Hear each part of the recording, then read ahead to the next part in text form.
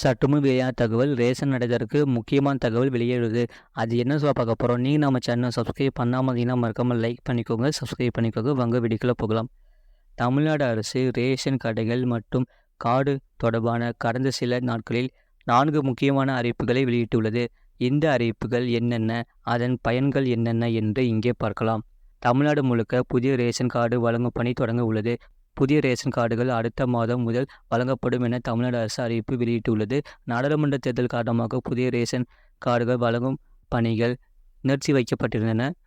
புதிதாக ரேஷன் கார்டுகள் கேட்டு 2.8 லட்சம் பேர் விண்ணப்பம் செய்துள்ளனர். இந்த பணிகளை விரைந்து முடிக்க தமிழ்நாடு அரசு நுகர்பொருள் வாணிப கழகம் முடிவு செய்துள்ளது. இதன்படி புதிதாக 2.8 லட்சம் புதிய ரேஷன் அட்டை வழங்கும் பணி தொடங்கியுள்ளது.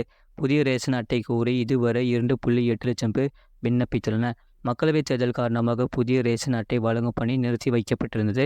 மக்களவைத் தேர்தல் முடிந்த நிலையில் புதிய ரேஷன் அட்டை வழங்கும் பணி தொடங்கப்பட்டுள்ளது என்று உணவுப் பொருள் வழங்கல் துறை தெரிவித்துள்ளது. இன்று முதல் தினமும் புதிய ரேஷன் அட்டைகள் வழங்கப்படும். தமிழ்நாட்டில் கிட்டத்தட்ட அனைத்து ரேஷன் கடைகளிலும் விரைவில் கருவிழி பதிவு செய்யும் முறை நடைமுறைக்கு வந்துவிட்டதாக தமிழ்நாடு அரசு தெரிவித்துள்ளது. தமிழ்நாட்டில் 90% ரேஷன் கடைகளில் கருவிழி பதிவு செய்யும் திட்டம் நடைமுறைக்கு வந்துள்ளது. விரைவில் அனைத்து கடைகளிலும் கொண்டுவரப்படும் என உணவுப் பொருள் வழங்கல் துறை தகவல்.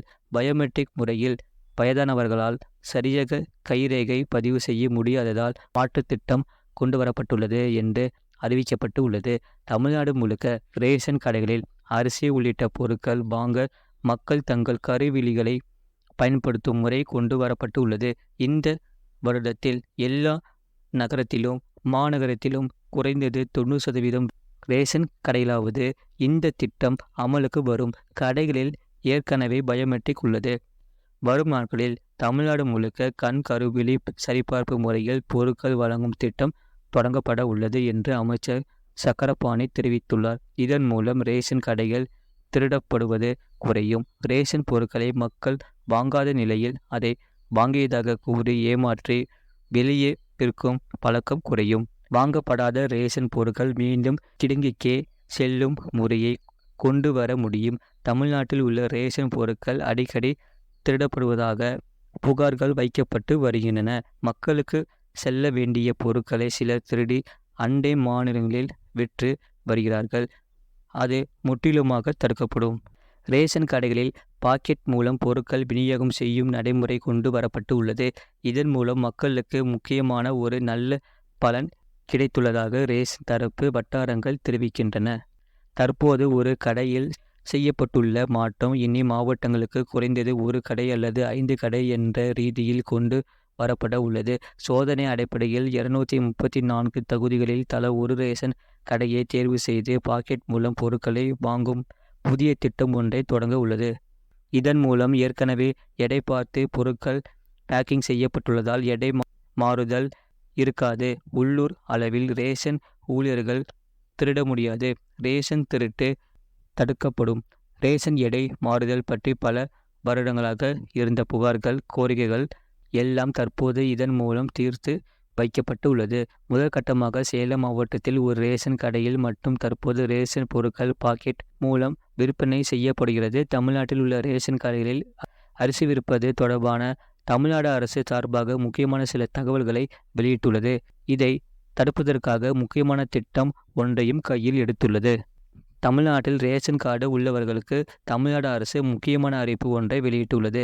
இருந்த இடத்தில் இருந்தே பல்வேறு மாற்றங்களை செய்யும் சூப்பர் வாய்ப்பை வெளியிட்டுள்ளது. அதன்படி ரேஷன் கார்டில் விலாசம் மாற்றுவதற்கான அசத்தலான வசதிகளை மாநில அரசு ஏற்படுத்தி கொடுத்து உள்ளது.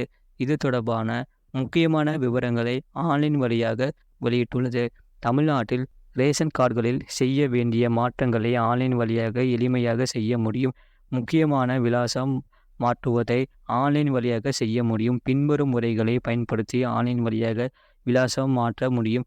தமிழ்நாடு மின் பொது விநியோக அமைப்பு போர்ட்டலை இதற்கு பார்வையிட வேண்டும். www.tnpds.government.in home.shtml வலது புறத்தில் நான் அடுத்து ஸ்மார்ட் கார்டு சேவைகள் என்பதை கிளிக் செய்ய வேண்டும். பின்னர் முகவரியை மாற்றுவதற்கான விருப்பத்தை தேர்வு செய்ய வேண்டும்.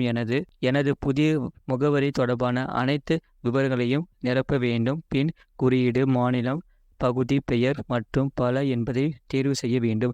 இது போன்ற செய்திகளை உடனுக்குடன் அறிந்து கொள்ள மறக்காமல் சேனலை சப்ஸ்கிரைப் செய்யுங்கள். மற்றவர்களுக்கு தெரியப்படுத்த ஷேர் செய்யுங்கள்.